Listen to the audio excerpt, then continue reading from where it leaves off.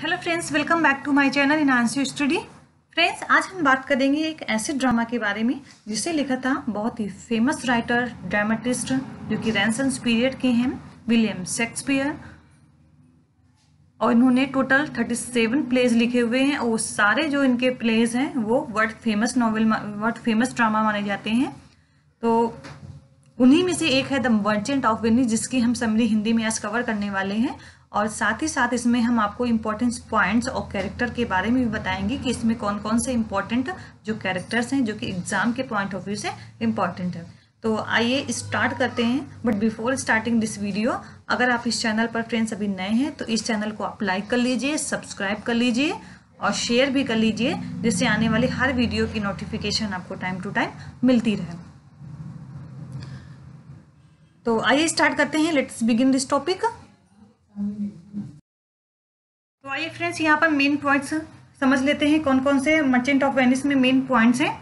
तो main points जो मैं इसलिए वीडियो में बनाती हूँ क्योंकि आपके जो एग्जाम में जो क्वेश्चन पूछे जाते हैं वो आपके मेन पॉइंट्स ही होते हैं। कि मेन पॉइंट्स में आप इंक्लूड कर सकते हैं कि कि ये किस ईयर में पब्लिश हुआ था, इसका फुल टाइटल क्या है, सेटिंग कहाँ की रखी गई है। तो कुछ इस टाइप के क्वेश्चन होते हैं जो आपको पता होने चाहिए, चाहे आप ये नॉवल पढ़ रहे हो या आप ड्रामा पढ़ रहे हो। उसमें जो भी मेन पॉइंट्स होंगे, की फैक्ट होंगे, या फिर कौन कौन सी उसमें कौन सी जॉनरा यूज की गई है, कौन सी स्टाइल उसमें यूज की गई है। साथ ही साथ उसमें कौन कौन से इंपॉर्टेंट कैरेक्टर हैं वो भी आपको पता होने चाहिए। क्योंकि चाहे वो नेट का एग्जाम हो या पीजीटी का एग्जाम हो, कैरेक्टर बेस्ड क्वेश्चन हमेशा पूछे गए हैं। तो आपको नॉवेल्स के या फिर ड्रामा में जितने भी इम्पोर्टेंट ड्रामा हो या नॉवेल्स हो, उनकी आपको कैरेक्टर आपको याद रखना बहुत जरूरी है। तो फ्रेंड्स आइए अब मेन पॉइंट्स को देख लेते हैं। तो सबसे पहला पॉइंट है, it is believe to have been written between 1596 and 1597। Friends, यहाँ पर विलियम शेक्सपियर के बारे में ऐसा कहा जाता है कि उनकी जो डेट ऑफ बर्थ है वो अनसर्टेन है। इसलिए जो वर्क्स की उनकी डेट है, यानी जितने भी उन्होंने ड्रामा लिखे हैं, 37 ड्रामा जो लिखे हुए हैं, जो उनके प्ले हैं, तो उनकी भी जो एक ईयर वाइज अगर हम एग्जैक्ट ईयर की बात करें तो उस पर भी अनसर्टेनिटी बनी हुई है कि एक्चुअल में उसकी कोई क्या एग्जैक्ट डेट थी। तभी ऐसा माना जाता है कि जो ये मर्चेंट ऑफ वेनिस है वो भी 1597 या 96 या 1599 के अराउंड लिखी गई थी। इसका अगर फुल टाइटल की बात करें तो इसका जो फुल टाइटल है the comical history of merchant of Venice और द अदरवाइज कॉल्ड द ज्यू ऑफ वेनिस। यहाँ पर ये पॉइंट बहुत ही इंपॉर्टेंट हो जाता है एग्जाम के पॉइंट ऑफ व्यू से, क्योंकि एग्जाम में सब टाइटल या फुल टाइटल जरूर पूछे जाते हैं। तो आपको ये अच्छे से लर्न करना है। Okay fine. तो नेक्स्ट देखते हैं point, it is tragic comedy by William Shakespeare. ये ट्रेजिक कॉमेडी है। ट्रेजिक कॉमेडी क्या होती है? किसी भी ड्रामा में ट्रेजेडी के साथ साथ अगर कॉमेडी भी है, लेकिन जो ड्रामा हमारा होता है वो एंड होता है, वो कॉमेडी से एंड होता है। तो ऐसी जो ड्रामा होते हैं वो ट्रेजिक कॉमेडी कहे जाते हैं। उसमें ये दोनों पार्ट होते हैं, ट्रेजेडी का भी पार्ट उसमें इंक्लूड किया जाता है एज वेल एज कॉमेडी भी उसमें इंक्लूड की जाती है। तो आई होप फ्रेंड्स आपको ये अच्छे से क्लियर हो गया।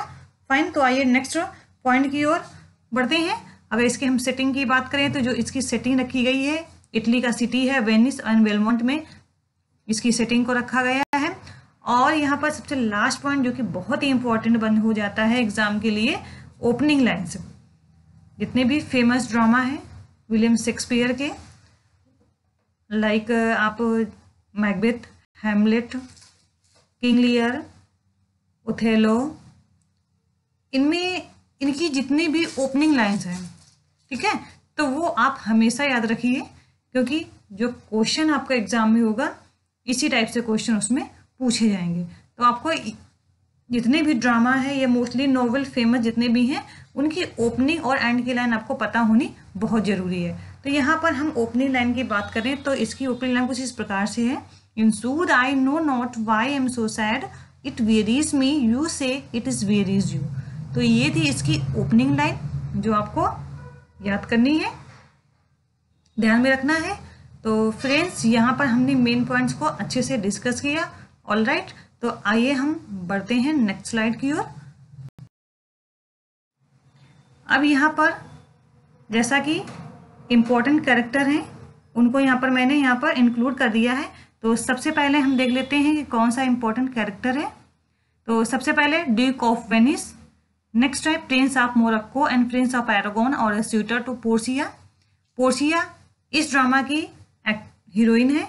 Antonio the merchant of Venice, जैसा कि इस ड्रामा का जो टाइटल है द मर्चेंट ऑफ वेनिस, तो यहाँ पर मर्चेंट ऑफ वेनिस इंडिकेट किया गया है एंटोनियो को।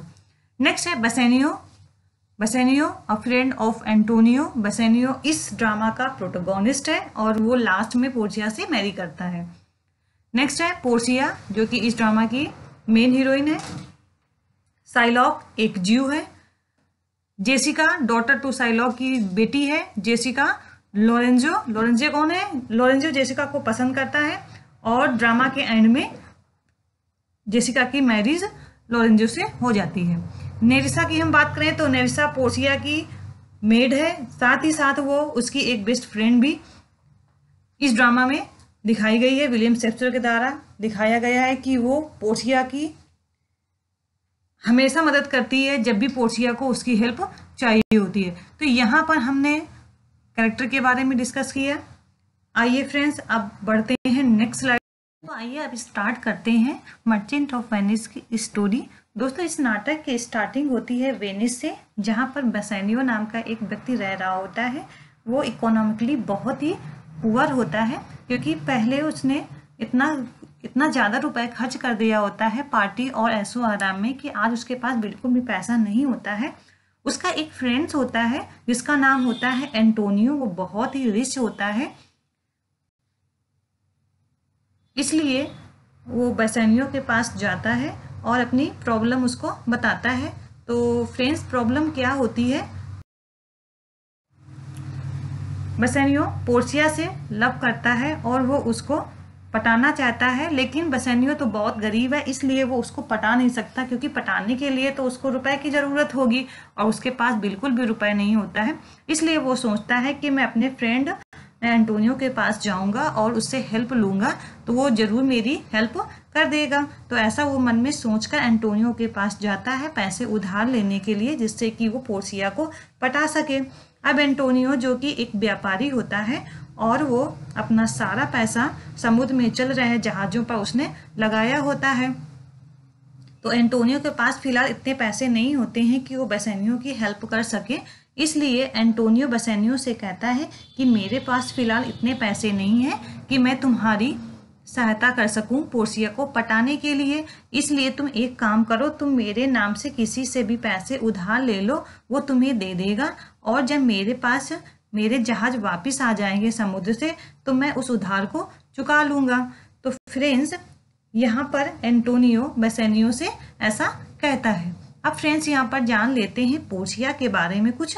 तो पोर्सिया जो कि वेनिस की ही एक जगह बेलमोंट पर रहती है, वो बहुत ही अच्छे घर से बिलोंग करती है। पोर्सिया के जो पिता हैं उन्होंने एक वसीयत की होती है पोर्सिया के नाम, क्योंकि पोर्सिया के पिता अब इस दुनिया में नहीं है तो उन्होंने पोर्सिया के नाम एक वसीयत की होती है। वसीयत कुछ इस प्रकार से होती है कि वो बहुत ही थोड़ी सी अजीब सी होती है। वसीयत में कुछ ऐसा होता है कि अगर किसी भी लड़के को पोर्सिया से शादी करनी है तो उसे एक शर्त पूरी करनी होगी और शर्त कुछ इस प्रकार से होती है कि जैसा कि एक पहेली दी जाएगी। अब फ्रेंड्स वो पहेली क्या होती है? पहेली कुछ इस प्रकार से होती है जिसे सुलझाना होता है। उसमें से 3 संदूक होंगे, जो एक संदूक होगा वो गोल्ड का होगा, दूसरा वाला जो होगा वो चांदी का होगा और तीसरा वाला शीशे का होगा जो भी, और इस तीसरे वाले संदूक में ही पोर्सिया की फोटो होती है। जो भी पोर्सिया से शादी करना चाहता है उसे सही संदूक का चयन करना होगा।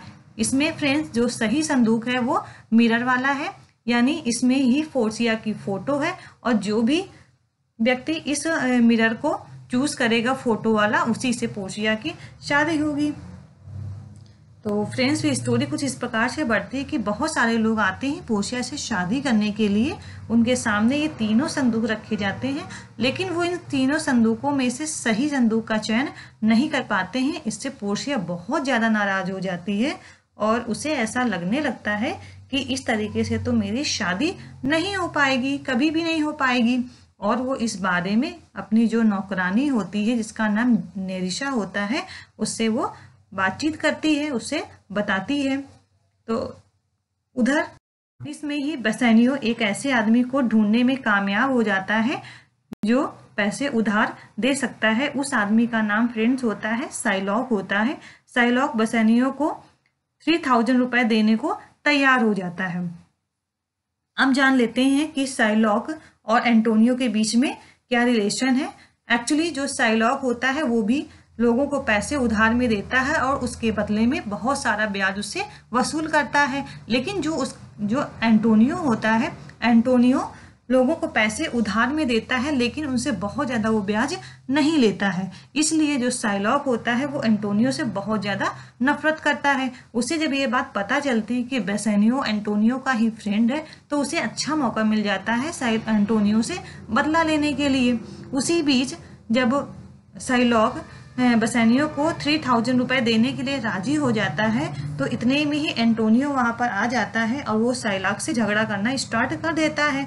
झगड़ा इसी बात पर होता है क्योंकि जो साइलॉक होता है वो बेसानियो से बहुत ज्यादा ब्याज ले रहा होता है, क्योंकि यही उसकी कमाई होती है जिससे वो लोगों को पैसे उधार देता है और उनसे खूब सारा ब्याज लेता है। लेकिन एंटोनियो के झगड़े के बावजूद भी साइलॉक ने एंटोनियो और बेसानियो के सामने एक चॉइस रखता है, यानी एक विकल्प रखता है कि मैं साइलॉक बेसानियो को 3 महीने के लिए पैसे दूंगा, वो भी बिना किसी ब्याज पर। लेकिन अगर मुझे समय पर मेरे पैसे वापस नहीं मिले तो मैं इस एंटोनियो के शरीर से जहां से चाहूंगा वहां से 1 पाउंड मांस ले लूंगा।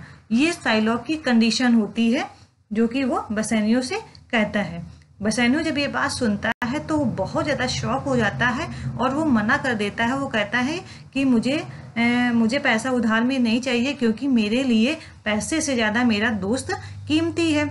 लेकिन जब एंटोनियो ये बात सुनता है तो वो इस शर्त से राजी हो जाता है क्योंकि एंटोनियो को विश्वास होता है कि मैं इसके जो पैसे हैं वक्त पर दे दूंगा, क्योंकि मेरे जो जहाज है 3 महीने से पहले ही वापस आ जाएंगे, जिससे वो पैसे मैं साइलॉक को वापस चुका दूंगा। इसलिए एंटोनियो साइलॉक की बात को स्वीकार कर लेता है, यानी एक्सेप्ट कर लेता है। तो फ्रेंड्स, इस वीडियो में आज की स्टोरी यहीं से हम एंड करते हैं। नेक्स्ट वीडियो में हम आगे की स्टोरी को आपको बताएंगे कि इसके बाद क्या होता है।